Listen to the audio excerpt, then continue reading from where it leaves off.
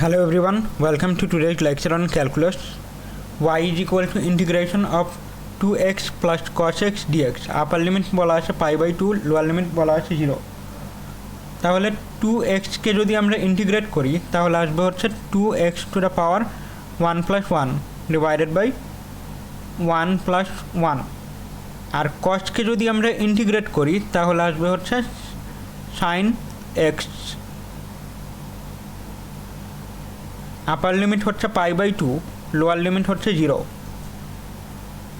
তাহলে হবে হচ্ছে 2x square divided by 2 plus sine x.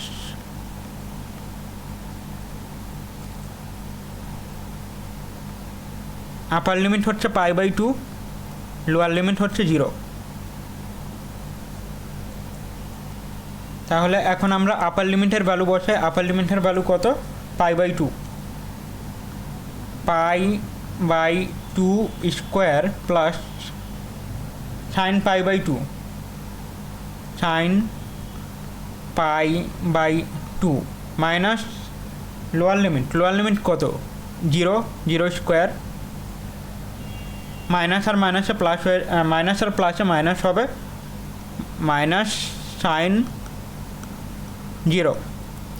তাহলে এই টার্মটা 0 আর সাইন 0 মানে হচ্ছে 0. তাহলে pi square by 4 plus sine pi by 2 মানে হচ্ছে 1. অর্থাৎ আমি যদি integration of 2x plus cos x dx করি এবং আমার আপার লিমিট যদি পাই বাই 2 হয় আর লোয়ার লিমিট যদি 0 হয় তাহলে হচ্ছে আমি পাই স্কোয়ার বাই 4 প্লাস 1 পাবো.